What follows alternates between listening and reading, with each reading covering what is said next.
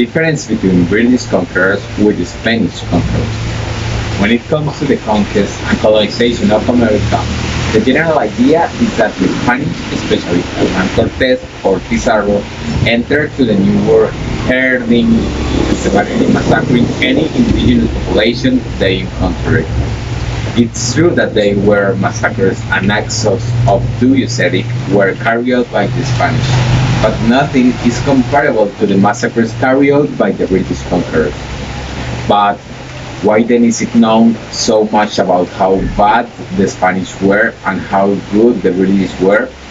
Because of the Spanish Black Legend, a set of exaggeration, concealments, and distortion of story spread by the opposing power to create an unfavorable and generalized idea of a So country, let's talk in this about case some of of the main Spain. difference between those.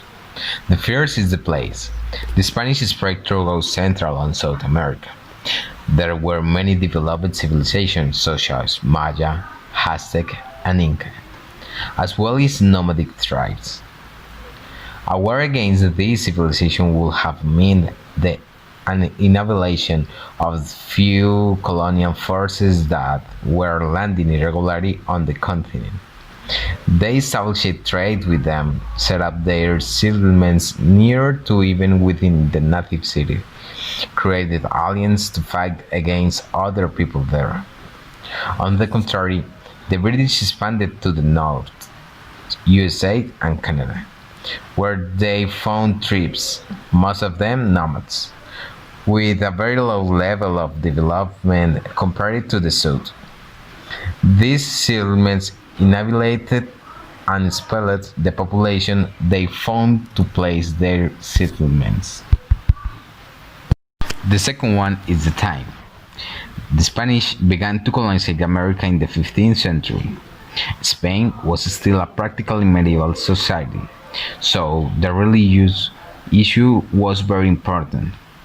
Furthermore, the reconquests were very recent, and many consider the colonization of America as an extension of the reconquest itself.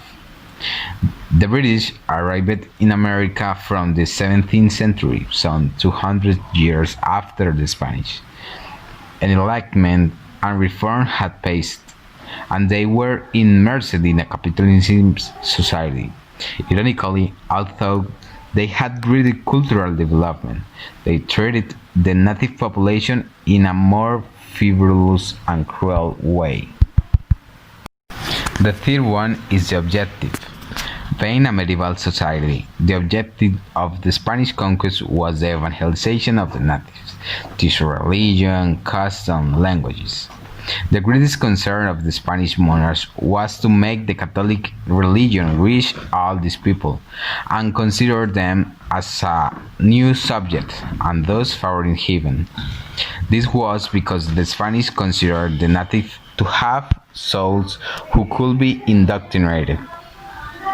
The goal of British conquest was purely commercial, therefore they sought to obtain the maximum possible benefit by creating trades, routes, and exploring the land without caring about anything else or who they are harmed.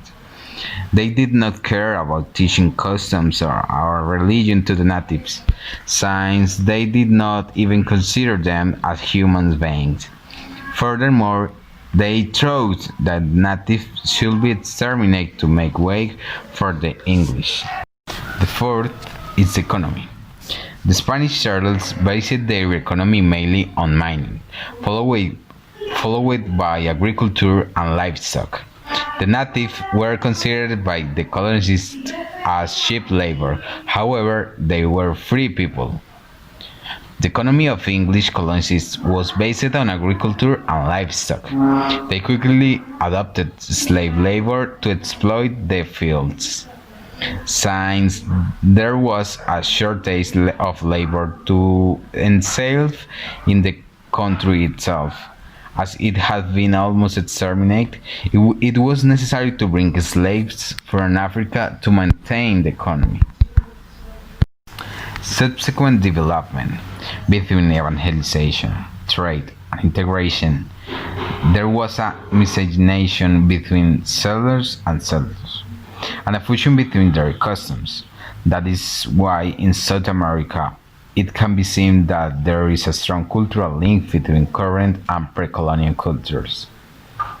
The British exclude the native from their society. This native has to constantly move while the colonies grew, and confining them in reserve so that they did not disturb development, reducing their number until almost their disappearance.